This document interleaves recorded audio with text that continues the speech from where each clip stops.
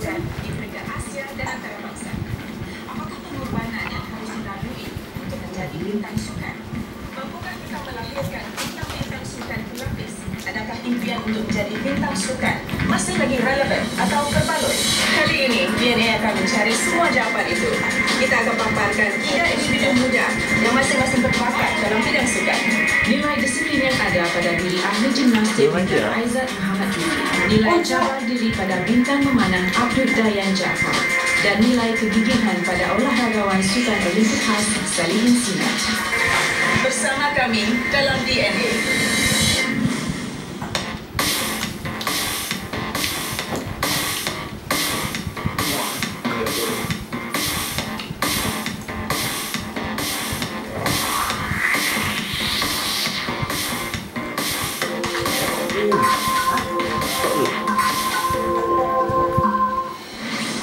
Selepas ini kita akan berkenalan dengan satu profil yang meminati sukan purba. Kita kenali beliau selepas ini.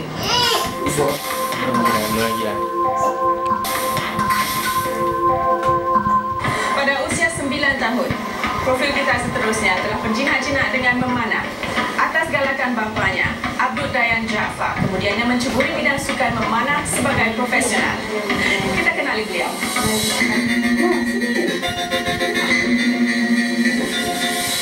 Nama saya Abdul Dayan bin Muhammad Jaafar. Seperti kata-kata peninju Muhammad Ali, walaupun saya benci setiap minit bila berlatih, jangan mengalah. Kita harus sentiasa mencabar diri untuk maju. Abdul Dayan Jaafar telah menyertai pelbagai pertandingan sukan memanah dan beliau sering membawa pulang pingat. Antara pertandingan yang telah beliau sertai termasuk kejohanan tahunan AAS dan Safra Open. Beliau juga telah berjaya mengukir kejayaan bersejarah menyumbang pingat bangsa di Sukan Olimpik Belia 2010. Namun antara pertandingan-pertandingan yang telah beliau sertai, pastinya terdapat satu acara yang menjadi pengalaman yang paling bermakna bagi dia. Dalam banyak-banyak negeri, saya dah pergi. Yang bawa meaningful stories is SEA Games 2009 dekat Laos. Pasal di situlah saya punya first high score. Dan juga 2 rakan saya, dia my seniors. Diorang tak betul-betul on form. So daripada saya mengharapkan mereka, cerita jadi terbalik. Saya yang rasa diharapkan lah. Dayan telah memanah buat pertama kalinya ketika usia 9 tahun, sewaktu beliau menuntut di Madrasah Al-Irsyad Al-Islamiyah. Minat dan cinta Dayan terhadap sukan memanah meningkat bersama masa. Kini, penuntut Kolej Padat ITE ini katanya makan hidup memanah. Apakah yang terus membakar minat Dayan dalam sukan ini? So apa kita buat di Singapura ialah try our best to be crazy about the sport lah. So, bila kat sekolah pun kita fikir apa kita nak buat bila kat training. Kalau kita tak buat apa-apa pun, just think about what we macam imagery training lah. Dekat sekolah. Macam just talk about archery or think about archery. Kegairahan dan kegilaan Dayan bagi sukan memanah ini adalah sesuatu yang tidak dapat dikongsi dengan rakan-rakan seumurnya. Sebagai seorang anak remaja, perkara ini tentunya mempunyai impak kepada minat yang diceburi ini. Setiap kali kawan ajak belajar kan, after school ke, main bola ke, after school, saya memang rasa berat lah untuk tolak kan. Sebab siapa yang tak suka ikut kawan semua, enjoy semua kan. Tapi apa yang saya fikir is every time saya sampai tu tempat latihan, saya punya fikiran confirm berubah. Saya memang nak latih lah. So saya just keep thinking macam gitu lah. Saya akan just tinggalkan secara berat dan sampai sana, sampai tempat latihan, fikiran saya confirm dah lupa pasal kawan. So masa sementara je, tak semestinya saya lupa kawan lah. Sampai kan masa tu kan pasal uji, saya sampai tanya kawan-kawan dekat visual, boleh-boleh ke uji? Ramai komen boleh-boleh lah. Dilema beliau untuk menyertai pertandingan sukan Olimpik Belia atau YOG ternyata merupakan salah satu cabarannya.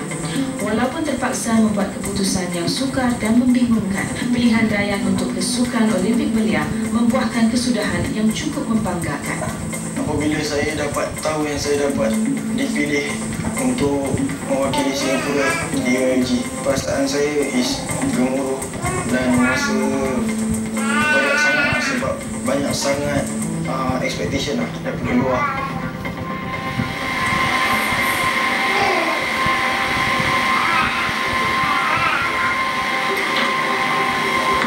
He's got it! Oh, that's fantastic!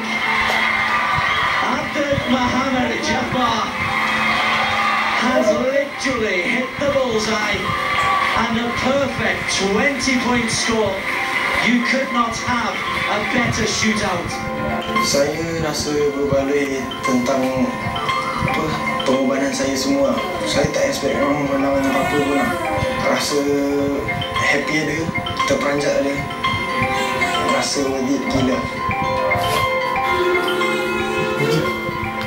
Like any Singaporean family, being kiasu, they want to do well in everything, especially for Dayan himself. He also wants to do well for his studies, yet he also wants to do well for his sport. So the support from his family and friends was very important, especially from us, the teammates.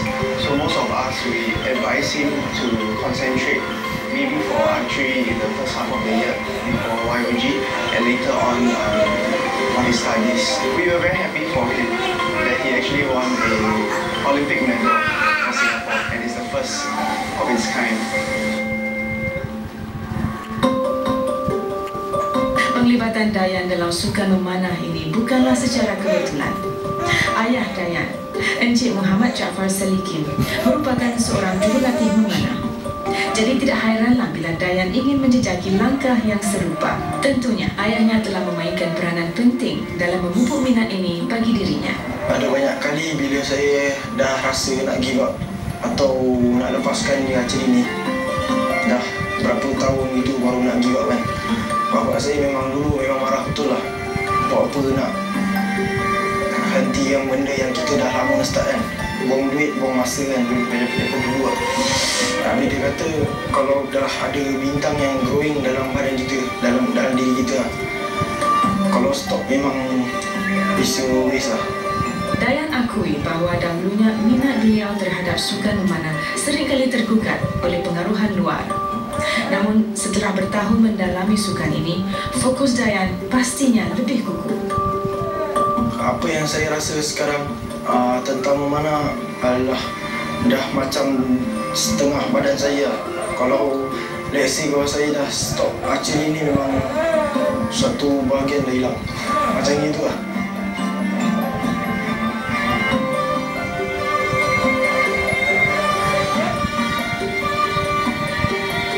Apa harapan saya tentang memanah ke masa depannya lah. Saya memang mati-mati nak jejak padang Olimpik ya. Saya mungkin boleh lagi latih lagi gigih untuk Olimpik.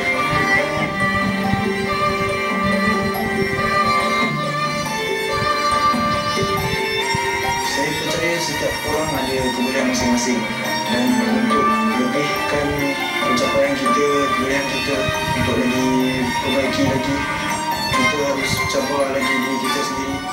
Jadi saya dah pergi YOG, SEA Games. Saya memang nakkan sangat pergi lagi kompetisi yang lebih tinggi. Itu yang buat saya nak cabar diri sendiri lah. Begitulah pencapaian Abdul Dayan Jaafar yang telah mengharumkan nama negara dalam sukan memanah. Selepas ini kita akan berjumpa dengan seorang atlet istimewa yang membuktikan yang kita semua tidak ada alasan untuk tidak cemerlang dalam hidup kita. Terus bersama DNA selepas ini. Dan nilai mencabar diri yang ditonjolkan ahli memanah Abdul Dayan. Nilai disiplin Aizat Muhammad Jufri yang gigih berlatih untuk menjadi ahli gimnastik terbaik yang mewakili negara. Nilai cabar diri Abdul Dayan Jaafar yang berjaya meningkatkan peribadi dirinya dengan memanah. Nilai kegigihan Salihin Sinai mendaki impiannya sebagai ahli sukan walaupun beliau kurang upaya. Diharap kita semua dapat menggarap inspirasi daripada profil-profil DNA kali ini. Mungkin impian sukan bukan untuk semua orang, tapi bagi mereka yang mencintainya, kepuasan dari kejayaan tiada nilainya. Itu saja buat kali ini. Kita jumpa lagi minggu hadapan dalam DNA. Ora.